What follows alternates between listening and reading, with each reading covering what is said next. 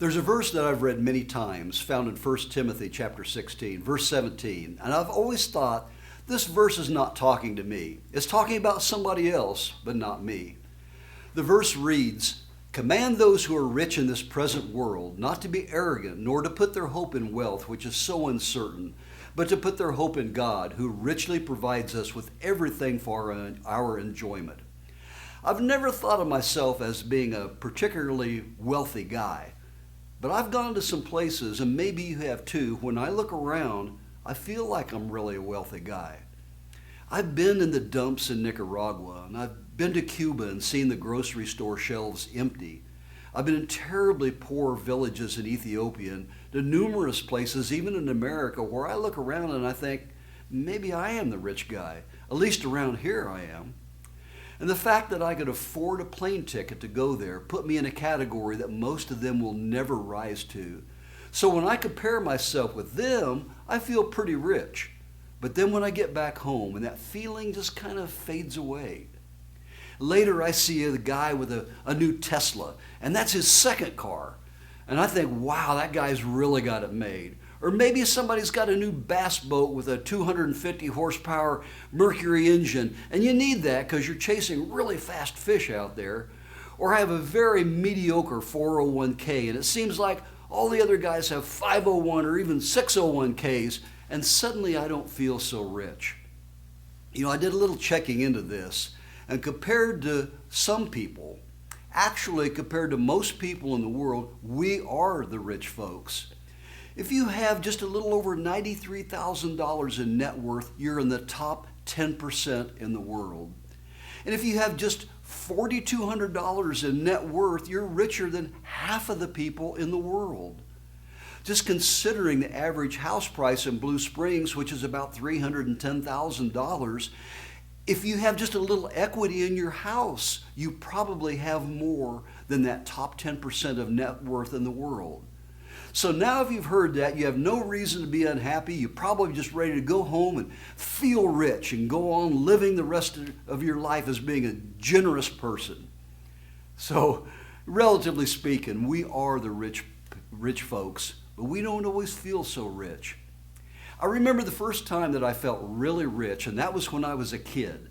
And I got a job mowing lawns at a big apartment complex down the road from my home. I got paid by the hour pushing a mower from one end of that complex to the other. I think I was paid like 90 cents an hour, if I'm not mistaken. Well, at the end of that first week, when the apartment manager peeled off 2 10s and a 5, I was like, gosh, I thought I was rolling in it. So I went out and I bought some ball cards. I bought some, a chocolate soda at Crown Drugstore, and I may have got a model car or something like that, and I still had money left over. What I had was something that is the key to feeling rich, and that's the fact that I had more money than what I needed to take care of the things that I wanted. So if some of you are not feeling rich, the secret is you just move back in with your parents, get a job mowing an apartment complex, working for a minimum wage, and it'll solve everything. And actually that might not be so funny because some of you may be living with your parents and making minimum wage, but the amount of money wasn't the issue in the story. The thing is, if you're not feeling rich, you probably don't have the one thing that I had back then, and that's called margin. Margin is that extra buffer that means I have the ability to spend more, but I have the discipline and the willpower to spend less. Margin is the key to feeling rich, and it's also why so many people don't feel rich, but many people with a lesser income seem to be doing quite well. They have learned the secret power of margin. You might be thinking, for my gosh, for me to do that, I'd have to downsize. And if that thought terrifies you, then maybe there's something else going on in your life. One of the things that us rich people suffer from, at least rich people compared to the rest of the world, is a lack of contentment. I read a quote that said, "I am absolutely convinced that meaninglessness does not come from being weary of pain. Meaninglessness comes from being weary of pleasure. That's why we find ourselves emptied of meaning with our pantries still full." Wow, that's kind of convicting. One of the interesting things about rich people like us is the more we have, the more we want. In fact, we have a whole multi-billion-dollar advertising industry that sole focus is to make us discontent with what we have. When we're discontent, we'll trade that perfectly good brand new car and get one that's a newer car. Discontentment has us have a closet full of clothes, some with the tags still on, but we still buy more. We have an appetite for stuff, and we like to feed that appetite. And what happens to anything that you feed? It grows. We don't just satisfy that need, then go on to something else. We fill that need for stuff, and it creates a need, a desire in us for more stuff. In fact, it makes us impatient. We don't like to wait until things break until we replace it, especially if we replace it with something new and shiny.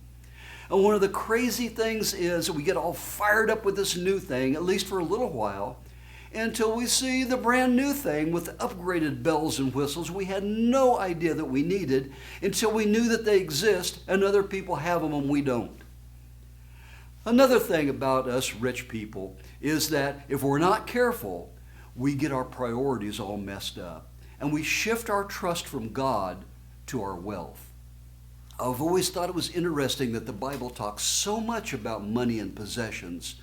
There are over 2,300 verses that deal with our finances and our possessions, and most of those contains warnings to us. Like 1 Timothy 6:10 says, "For the love of money is a root of all kinds of evil." Some people, eager for money, have wandered from the faith and pierced themselves with many griefs.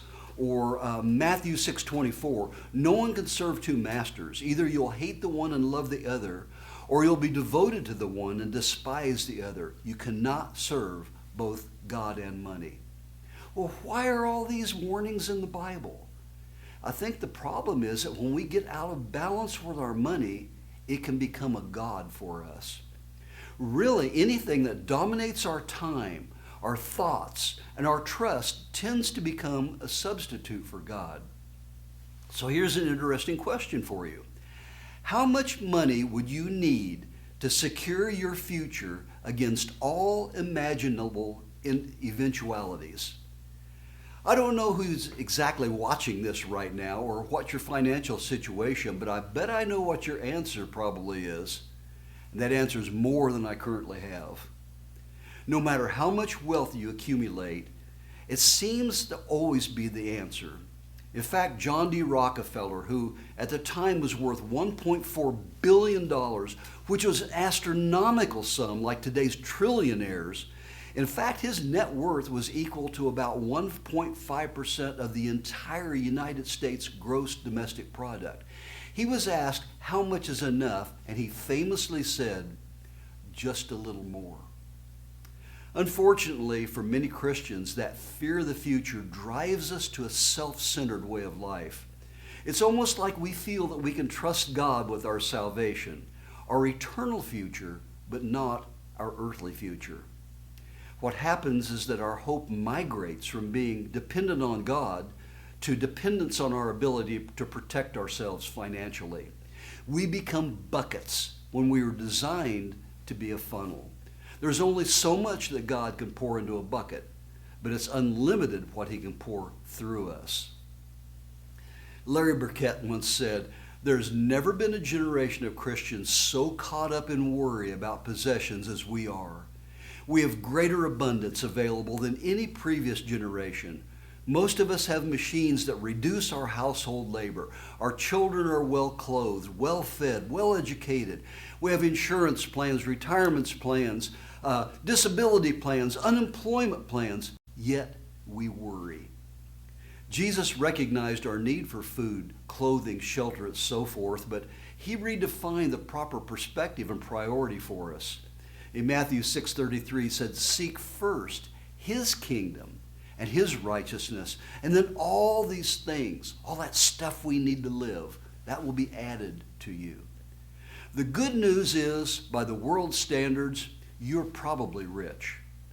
The bad news is that you probably suffer from one or more of these side effects I've been talking about, or perhaps your spouse does, or maybe even your life group leader does. So the question for your group is, how can we do a better job of living rich? Thank you for checking out this video. We hope to focus on living rich for this quarter's life group study. I pray that you will learn to live richly and generously in all God that has planned for you.